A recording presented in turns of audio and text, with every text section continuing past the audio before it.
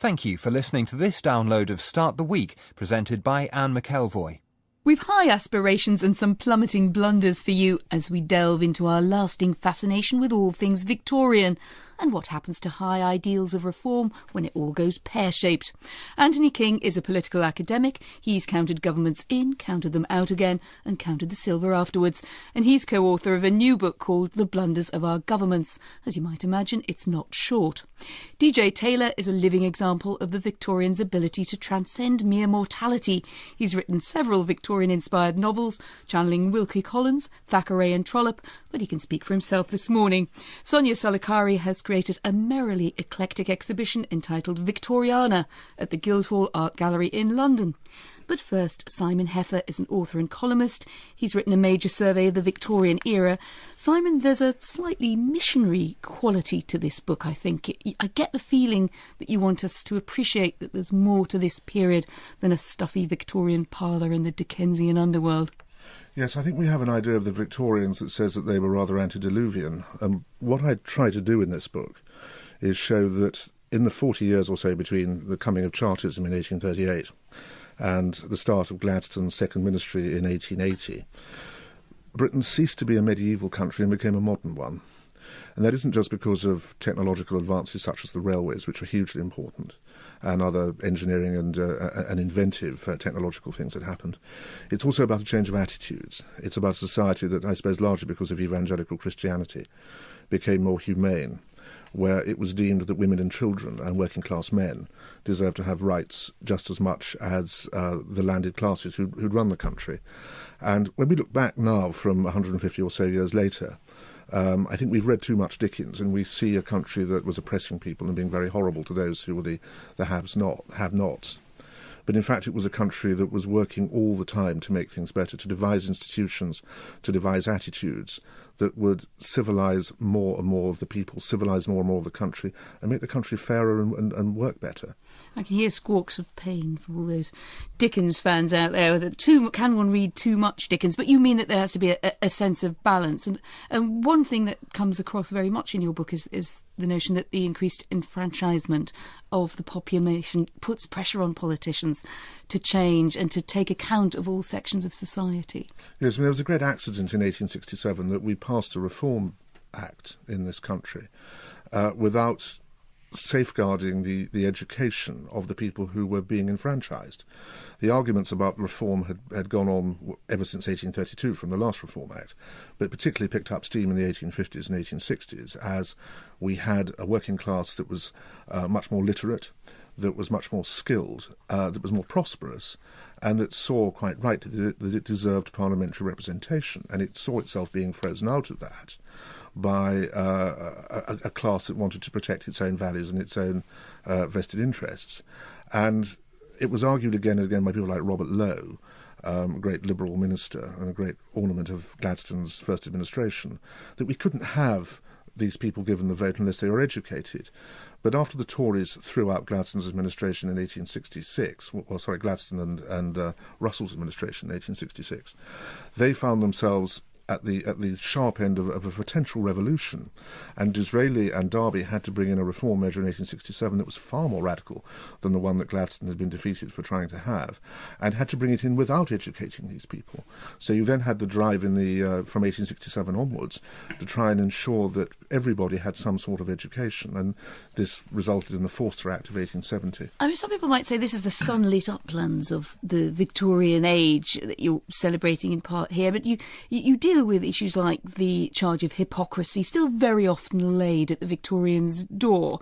And there's a marvellous description of the public school system at the beginning of the book. And when a very eminent public school head has to resign because he's been in an affair with a boy, his wife writes to the school, is Harrow, I think, and says it in no way interfered with his leadership of the school. Doesn't that sort of rather prove the point? This hypocrisy was rather alive and well in this period.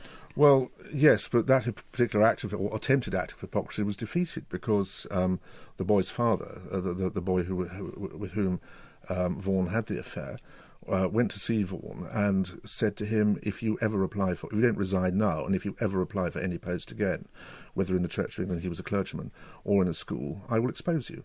and I will have you publicly shamed and humiliated. Just broadly speaking, you think the charge is overdone, then, the hypocrisy one? Well, as someone said to me the other day at a literary festival, hypocrisy is the glue that holds society together. I'm not sure the Victorians are any more hypocritical than we are. I think the Victorians had a sense of purpose about improving the country. And everybody accuses Gladstone of hypocrisy because he liked prostitutes. Well, he didn't like prostitutes in the way that he went out and bought them. He liked prostitutes because he saw them as people who had to be reformed. And he would take them home to Carlton House Terrace, where he lived, take them into the kitchen and sit down with Mrs. Gladstone and talk to them about the inadvisability of being prostitutes. Now, that seems to me to be quite a good thing to do. And I think that, again, we misrepresent him in the way that we misrepresent so many Victorians about the way they behaved. David Taylor, it is true, isn't it, that we feel almost an itch, an urge to come to a judgment on this era in a way that we probably don't if we're looking at Elizabethan England or something. I agree, and I think the long Victorian shadow hangs over all of us in that, my grandparents, the two of them were Victorians, their attitudes, I think, in some way percolated through to the generation of which I was a part. We look at this, I think, it hangs over us in the way that the Second World War hangs over us. I think what it also encourages to do, and I think this is one thing that I think Simon's done very well here, is that it's all a part of a much wider move, I think, which is very necessary, which is to demythologise the Victorians. To echo what Simon just said, somebody asked me at a literary festival only the other week, will we ever be able to see the Victorians and the Tudors properly after what television and commercial art has done to them? And there are so many aspects of Victorian society. I mean, even down to the symbolic reference points, such as Queen Victoria saying, "We are not amused," which she didn't say, such as Victorian brides allegedly being told to lie back and think of England, which was a phrase actually coined in 1911. There are all these aspects of which the Victorian hypocrisy angle is one, which I think we need to cast out in much the same way. I mean, simply to regard this 64-year stretch of time as a single era, as I think, Ron. There are at least five Victorian eras, I would Simon's say. nodding passionately there, and I've also referred, as we do, to the era. But this is such a bizarre idea, wouldn't it, that 64 years could be seen as one lump of time. When you look at this period in particular, you seem extremely interested in reforms. I mean, reform drives on the narrative of your story, Simon. And of course, one can't help oneself. For all the attempts to say, let's try and look at the Victorians without thinking about us, when we read about the fascinating account of the Poor Law, which is intended as a benign reform and then ends up doing exactly the opposite, you must feel the odd echo of today's politics and policies. Well, of course, and the Poor Law was attacked from the moment it was implemented in 1834. Oliver Twist is about the Poor Law. I didn't mean to be rude about Dickens, but Dickens was a propagandist, and he was never more effective a propagandist than in Oliver Twist, which makes the most savage and detailed case against the Poor Law that anybody ever made. Carlyle wrote Past and Present in 1842 about the Poor Law, about the way that it seemed to be criminalising poverty. And when the Victorians did these things, there was not necessarily unanimity. And you must remember, of course, that when the Poor Law was passed in 1834, it was passed by a government that was elected by a minuscule proportion of people in this country. And it was precisely because laws like the Poor Law were passed and were so unfair to poor people that it was necessary to have reform so that they had a stake in the country and a say in what was happening. And the Victorians, I thought, were brilliant at understanding that and avoiding the sort of revolutions that convulsed Europe throughout the middle of the 19th century. Tony King, we're going to be talking more about modern political blunders in a moment, but when you read this, you must hear something of this sort of similarity that goes throughout British politics. One might say at its best, which is the attempt to do something good, which sometimes ends up either doing the opposite or just becoming a bit of a mess. We talk about the Poor Law. It was passed before Queen Victoria ascended the throne. Yeah. And the truth of the matter is, I think, and Simon will correct me if I'm wrong, that on the whole, governments didn't blunder much. In foreign affairs occasionally, but they usually set out to achieve an objective, and by and large they did achieve that objective. That's right. And that's different. That's right. So as I read Simon's book, I get all kinds of echoes, of course, of that time, but I feel I'm in a different country. We are in a different country in many ways, but it's also one which would not be as it is were it not for this period. Well, that's right. I mean, Tony's book, which I was fascinated by, although I found it very depressing because it brings up so much of what's gone wrong in our country in the last 20 or 30 years. It shows that when you have professional politicians, which we now more or less have today, they get more wrong than when we had amateur politicians in the 19th century, people who came into politics in many cases quite late in life, like Richard Cross, who was Disraeli's Home Secretary, who'd been a Lancashire industrialist and wasn't really politically active until his mid to late 40s. And he was the man behind all the great reforming legislation that Disraeli brought in between 1874 and 1880. And he did so from the basis of an experience of having lived among Lancashire mill owners and Lancashire mill workers and knowing what both of them needed in order for that incredibly important part of our economy to function. Yeah, it would be unlikely, would it not, in the limited cabinet reshuffle where we to find the government today saying we're going to bring in a Lancashire landowner to help us out here or an entrepreneur to help us out?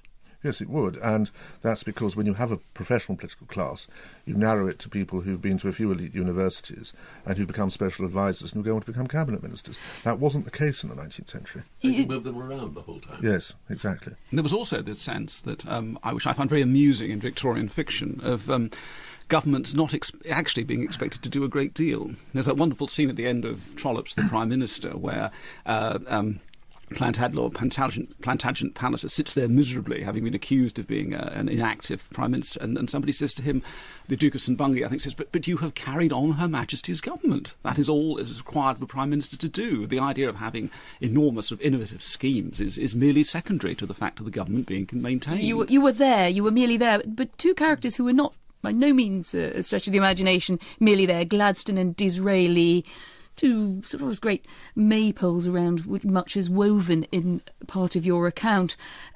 Where did you end up putting the balance there? A lot of people, particularly Conservatives like yourself, venerate Disraeli, and yet you seem to come out rather more for Gladstone. Well, you say Conservatives like myself. I've always thought of myself as a Powellite or a Gladstonian liberal, so I would disagree with your description of me.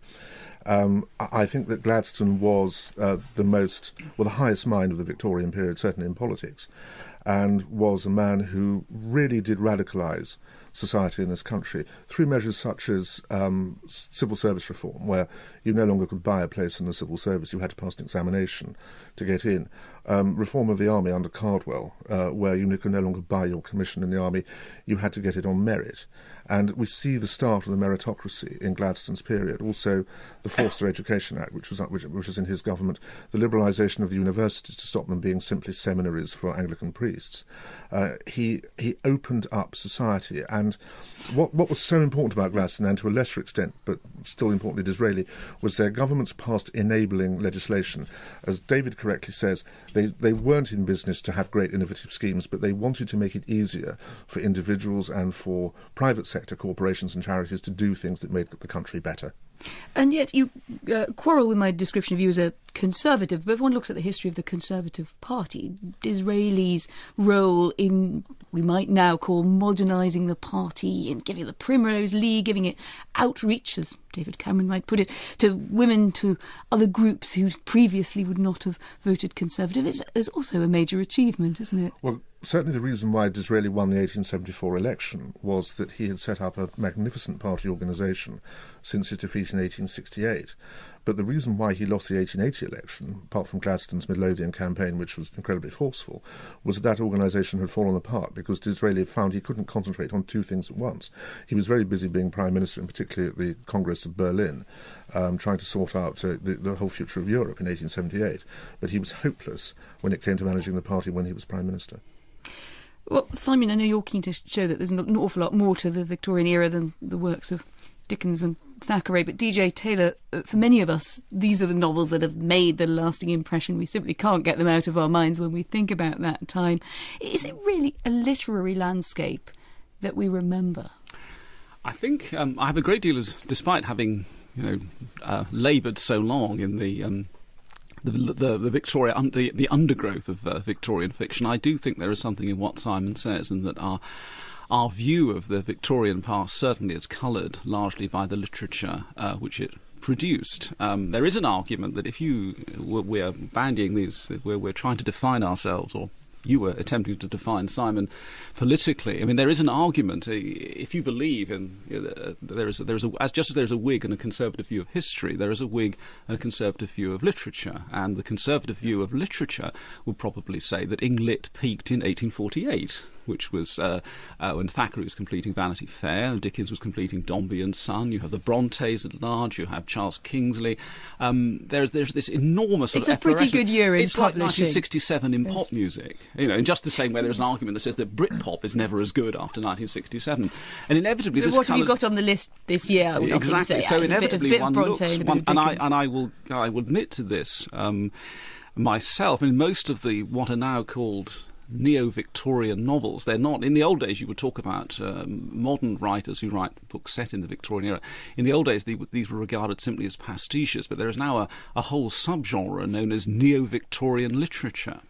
And you're quite right, I think, in that the sensibility that tends to inform these novels is not so much an historical sensibility, it's a literary sensibility with all the stylisation and all the slantidicular views that implies. I mean, give us an example of that, if you could. Give me an example of that kind of slant, or what novels which are based. Yes, novel or indeed having read the books of the characters period, or moments in the novels. There is this great strain. I mean, the number of sort of contemporary writers who have written these novels. I mean, I'm thinking of people like Sarah Waters, Michelle Faber, people like that. There are each publishing season seems to bring a novel with a title like Tom All Alone's. In other words, deriving from Bleak House. And many of these, this is not to disparage any of the writers, these are very fine pieces of writing, most of them. It's just that all their cues, if you like, are coming from You've got to love the critical most of them at the end of that sentence. The cues are coming from the books of the era rather than the history, which I think is there's a stylisation there which I think is possibly slightly dangerous. I'm guilty of it myself, I think. I mean, this is not I suppose that's what I was going to ask. Anyone else with what this is brush. So addictive about it? Of course, there are neo other novels as well, but not in the same sense of being overwhelmed by a genre. And this television as well plays its part, doesn't it? Personally, I think what is to me is so addictive about these novels written 150 years ago is, you see, I think most novelists would probably say that they were interested in power. If you're reading the Victorian novelist was intensely interested in power, I think Simon would probably agree. Yes. And you see, in the 1850s and 60s, the sources of power were that much easier to locate. The world wasn't ruled by faceless oligarchies where you didn't actually know who owned, the life that you led. There really was this chain that went sort of tenant, landowner, nobleman, and you could kind of trace the pattern of your existence, or novelists could. And it was much, much easier to write a Condition of England novel in the 1860s than it is now. And I think novelists regret this passing. Sonia? I think there's also a sense of the Victorian period that it's this mine of unresolved narratives. So if you take the whole 60 years, there's everything from the mystery of Jack the Ripper to who was Bertha Mason, and indeed with David's own Derby Day, looking at a painting by William Powell Frith and saying who were these characters, who were these people.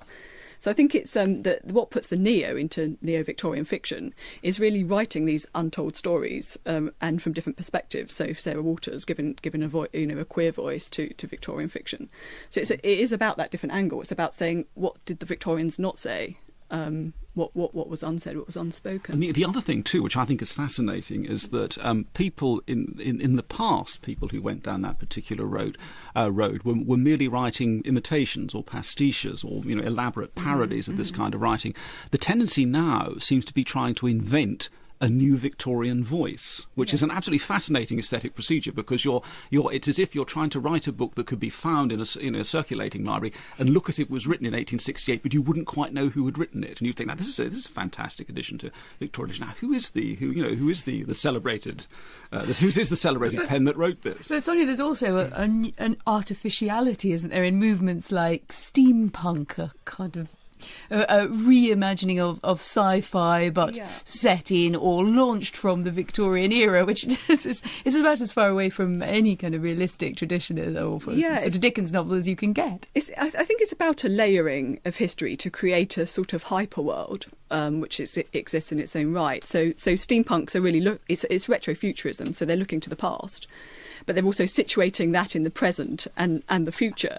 So, steampunks are looking at what the Victorians might have worn if they went into space, or, what inventions Tony, I don't know if retrofuturism is your thing, but do you look I can guarantee you it's not. Do you look to, there's exactly a couple of furrows in brows around the table where we work that out, but do you look to the novel? You're a great political expert and you've compared politics and political systems over time. Do you find yourself looking back to the novel in order to get another layer to that? No, scarcely at all. I find myself reading a great deal of history and a great deal of biography, and one of the most striking things I think about Simon Heffer's book is its title, High Minds, and he writes, I think in the very last sentence of the book, the greatness of the age, and he's writing about the period from the ascent of Queen Victoria to the throne to the 1880s. The greatness of the age was the product of a conjunction of technological revolution, we know about that, wealth, yeah, energy, yes, and high minds. Now, I'm curious about two things. One, where did that high-mindedness come from? Simon's had a glance at an answer to that question. But the other question is, do we nowadays have any high-minded politicians? I suspect we don't have many, and I'd be curious to know as to why not.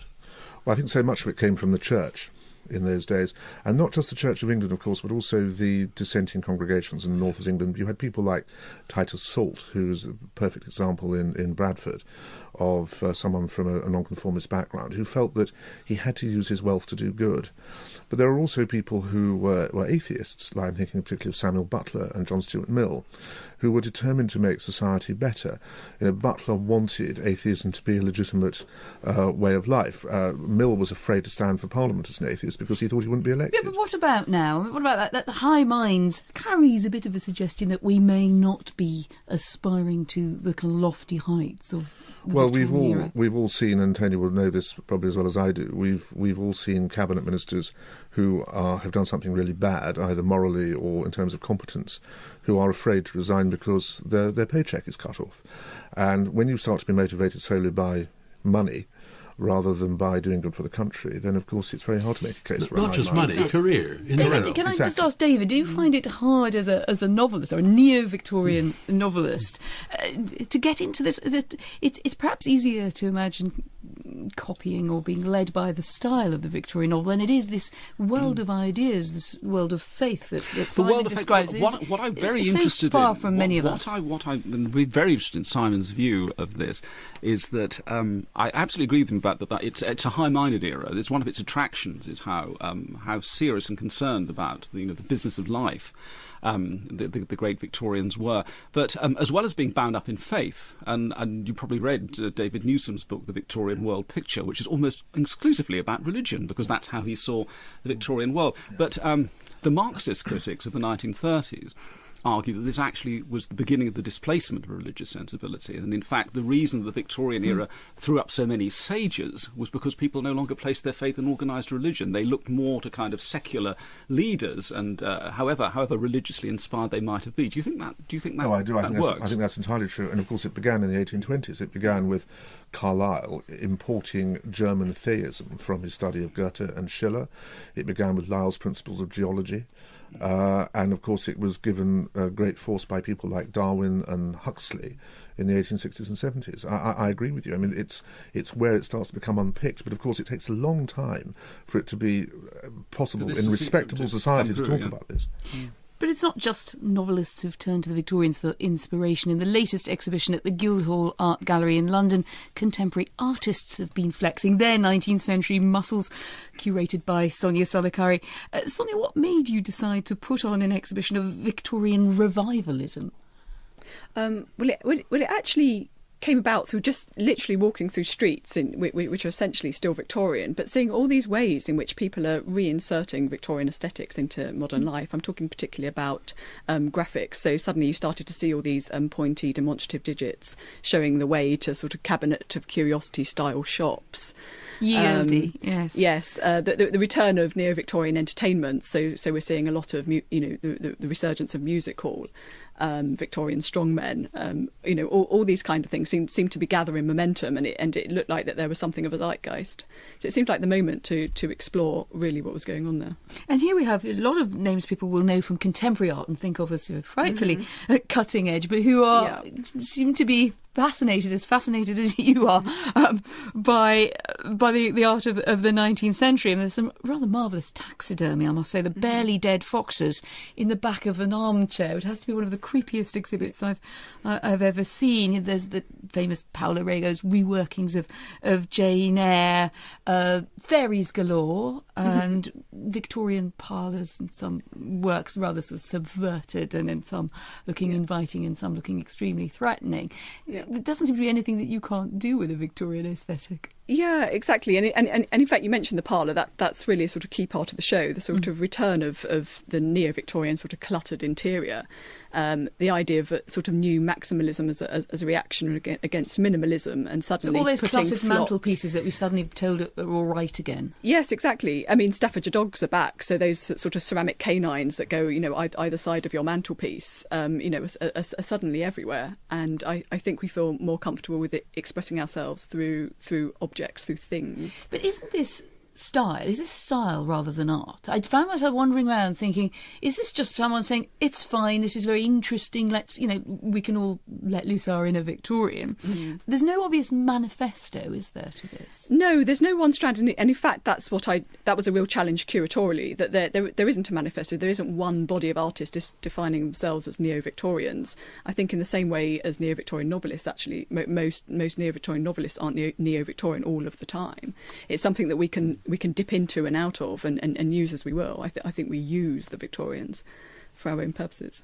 But there's also the strangeness of the Victorian. Sometimes one imagines this Baudelarized world, all the myths that David was referring to earlier about covering up piano legs, and yet the sheer weirdness. There's actually a Kitty Valentine had line drawings featuring sort of women in their dainty dresses with sort of bats' heads. It's like Tenniel overdid it on a hallucinogenic. Obviously, that's not a work from the Victorian period, but what she does get is that weird mixture of the fascination with angels, birds, dresses. It goes everywhere. Yeah, well, I think it's the fact that it's like we said at the beginning. It's the fact that the Victorian period was so incredibly long. It's 60 years, and yet we look at it through this long lens that sort of truncates it into a single image. So you do get, Oliver Twist, Dorian Gray, crinolines and moustaches, all romping together in one crazy collage. And it's a snapshot of 60 years. And I think if we were to break it up into smaller periods, it would be less interesting, certainly for artists and novelists. It would also be fascinating, I think, and I take your point exactly, to break up the kind of the ebbs and flows of Victorian revivalism that has gone on, since 1901. I mean, there was that tremendous reaction against the Victorians, which I suppose Lytton Strachey's work is an example. But so to the point that in the 1920s, it was, if you wanted to make a really sort of provocative statement of your aesthetic intentions, you went Victorian. I know that Evelyn Waugh and his friends at Oxford in the 1920s had this Victorian cult. I think they designed ballets where Harold Acton was going to play Queen Victoria. They liked mahogany furniture, and they did it simply to annoy their elders because they knew that Victorianism was now out. It was kind of seen as a dead artistic movement. It's why Waugh got so fascinated with the pre-Raphaelites in his 20s. It seems that there are patterns of ebbs and flows going on throughout the 20th century where we pick them up and then put them down again according to our own private sort of interests in the contemporary world. Do you worry that the Victorian revivalism may simply be the fashionable flash in the pan, in a way I suppose that those sort of 1950s keep calm and carry on started out being rather witty and then it just ended up on everybody's aprons? Yeah, there's certainly an element of commercialisation which has now crept in around the idea of Victoriana, and I think that's a danger for any movement. And of course art changes, people move on. I think that ultimately, though, we've been talking about the demythologising of the Victorian period. I don't think many of us actually want to do that. I think we like the idea of a less permissive society. I think we like the idea of sexual repression, and we like the idea of taboos. And the Victorians do that for us. And I think actually we don't want to know that they were. Do we, or is it a bit of a luxury to say we like it when we don't have to live with it? Yes, well, I think that's it. We can kind of look at it through this long historical lens, and it's what we want history to do for us. I think we've seen a cementing of our affection for the Victorians in the last few years with the restoration of the Midland Hotel and the engine shed at St Pancras Station as the new Eurostar terminal. This is a building that was going to be pulled down in 1967-68, and it was only thanks to Betjeman that it wasn't. And I think what we now appreciate about the Victorians was that their everyday objects were things of great beauty and things people took great care over, not just their buildings, but look at the Victorian coinage, look at Victorian postage stamps, look at Victorian ginger beer bottles. Everything had care put into into it, and people took real trouble to put an aesthetic into the everyday lives of ordinary people. That's something else we've lost today. Well, you say we've lost it, but actually, Sonia's point, one of the things that got her going on the exhibition was looking at signs being done, beautiful signage, and the return of that, and an interest, perhaps almost a sort of William Morris fixation with the domestic interior as an expression of ourselves. Well, we've lost it in the sense of trying to find an original one. We haven't lost it in terms of going back and copying, or I wouldn't say pastiche, that's too crude, but in copying and being influenced by what the Victorians did. Tony King. One of the things we've not talked about, and I think ought to, is something that comes out of this conversation, comes out particularly of Simon's book, and it's this. It would appear in the era that David and Simon are experts in, that there was a tremendous interconnection, an ongoing conversation between people who were not then called, but were public intellectuals, like Ruskin, like Carlyle, and so on the one hand, and the political class on the other. And these two groups of people overlapped. Some of the politicians were public intellectuals. Some of the public intellectuals went into politics. And I have the very vivid sense, a sense I hadn't had before reading Simon's book, that that has largely stopped. And that on the whole, the politicians of our recent generations, Margaret Thatcher being a partial exception, have not been people who've known a great deal about, have taken a great deal of interest in, have read about the kinds of things that, say, BBC Reith lectures lecture about. Michael Sandel, for example, is read in academia. He's read by people who are interested in moral ideas, but I wonder how many members of either the Cabinet or the Shadow Cabinet have read Michael Sandel or talked to him. I think that there's been a real change in that connection, having to do with the rise of the career politician. Yes. Well, Gladstone had his Thursday morning breakfast, to which he'd invite people like Mill before he was a politician, Gilbert Scott, the architect of the Midland Hotel at St Pancras Station, great writers of the day. Wilkie Collins, I think, went and had breakfast with him, Tennyson. They were interested in what people who were making cultural waves or making the aesthetic thought, and of course that doesn't happen today. As you say, even Mrs Thatcher had her writers' dinners, didn't she? With right-wing literature. Yeah, I think the idea has continued, though, whether you'd end up with Wilkie Collins or the equivalent in the number 10 policy seminar, I'm not so sure. Well, I don't think it has continued very much. I think I am very struck by the fact that there seem to be two streams, a political stream running in parallel with what we'll call an intellectual stream, and they scarcely interpenetrate. Politicians still want to attract intellectuals, but as you said, they may be on almost like two halves of the same playing field. Can I just ask you, Anthony, your book, The Blunders of Our Governments, and who isn't attracted by hearing that the government has blundered? Extremely entertaining for me as a political writer to see you taking a fine tooth comb to the pratfalls, but of course a terrific amount of waste here, waste of effort, waste of public money.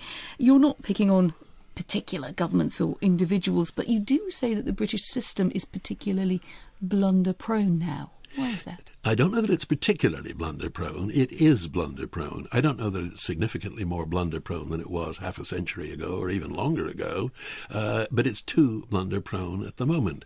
And I think the simple explanation, though one could offer very complicated ones, is that we have a power-hoarding political system. We have a system in which power is concentrated in the government of the day, or at least appears to be, because I take David's earlier point about the structure of power being much more complicated than it used to be. And we pride ourselves on having governments that are capable of taking decisions. The only trouble with that is that governments that are capable of taking decisions find it quite easy, find very few people around them to stop them, can also make the wrong decisions. And our governments over the last 20, 30 years have been making too many of the wrong ones. Let's just get a sense of your top 10 or perhaps bottom 10 of great government blunders. The poll tax everyone has heard of, but equally disastrous and expensive, you suggest, was Labour's public-private partnership for upgrading the tubes, which probably didn't get the same degree of publicity because it was so much harder to understand. It was very hard to understand. It was very hard. Do you understand it now? No, not entirely. But I'm struck by two things. You've been stressing the amount of waste. And that's been huge. I'm not disputing that for a moment. It's very serious. The waste of public money is a matter that counts and should count for a lot. But a lot of these blunders have caused a great deal of human suffering. Take the Child Support Agency, which Ivor Crew and I have written about. There you have a case where money was wasted, no question about that, but far more harm was caused to the lives of individuals who suffered from the fact that the government had blundered. Going back, incidentally, to the famous public-private partnership, famous, I shouldn't say famous, almost nobody's ever heard of it. Does anyone know, going back to money, that it cost roughly £500 million merely to negotiate and draft and draw up and sign the contracts that led to that arrangement, which collapsed in about 4 years in a heap? The whole idea of one of those exercises is to transfer risk from the public sector to the private sector, and that didn't happen in that case at all. It was a total cock-up. But there's something about the complexity of modern government which makes you always look back to the examples of reform in Simon's book as sort of models of clarity, partly because the scale is so much more limited. And surely we must allow to the modern politician that what they're dealing with is, as you say, you've got a contract here which is so complex that it takes millions to draw up. As I think they say in America, don't they, $1 million here, $1 billion there, and pretty soon you'll be talking real money. So the sums and the scale really is part of the problem, but it's hard to get away from that. Well, we do live in a more complex world. I don't dispute that, though the Victorians would have thought their world was pretty complex. However, governments today seem to want to go in for complexification, for taking the things that are already very complicated and making them even more so. Let's go back to this business about the public-private partnership. We have now taking place, not very far from this building where we sit, the building of something called Crossrail. And that is a model of simplification. It's a very complicated technological exercise, but in terms of the way in which the contracts have been drawn up and let and so on, it's enormously more simple. In other words, the government, Gordon Brown in particular, created this incredible ziggurat of a complicated structure quite unnecessarily. Is there a problem too that everybody always talks these days about how young politicians are? You know, these kids who let kids in here, that kind of the age at which people become. And I think possibly we've lost the sense of that. There was a sense, certainly until fairly recently, I don't know whether Simon would agree, of politicians who were kind of preparing themselves over quite a long period for the offices they expected to take. I remember the great tragedy, of course, was Dennis Healey, who spent years and years as Labour Foreign Secretary, thinking he would be Labour's Gromyko when he would come in his 70s and transform foreign policy. And of course it never happened. Do we get that anymore? I just get this sense of sort of people in their early 40s being pitchforked into jobs that perhaps they... Well, again, it's become a full-time career. And like most full-time careers, it's good to start when you leave university, as many of them do. They become special advisors, they get safe seats, they become ministers, some of them become prime ministers. But one of the things I thought very interesting, and I must say I was a bit torn about in Tony's book, he says, well, there's concentration of power and the strong decisive leadership that we have in this country, the first past the post system, but also strong executive compared with more federal countries. This is part of the problem. And I just wondered, though, in the end, would one sacrifice that for a structure in which things were decided in so many different levels that maybe you simply wouldn't know about the blunders? Well, I don't know about that. I think the real problem is, compared with the 19th century, that we have governments that are determined to be providers rather than enablers. And they also have, in real terms, huge amounts of money to slosh around. Public spending, in real terms, is a quarter higher than it was in 1997. And so the money that's being spent, even in a time of recession, has grown enormously in a very short space of time. And that must make it easier to make a mistake. Tony, we often end up covering elections together on election night, and there we're looking for the strong, the decisive mandate. If they don't get one, we say, oh, he didn't get the mandate. He's ended up with a coalition. As Simon says, you're then in charge of a usually rising, or has been rising, amount of public money. Is your answer really to have less power invested in politicians at the centre? Have we bigged them up too much? Yes, I think so. Business about enabling. Take that. One of the subjects that Simon doesn't write much about in his book is local government.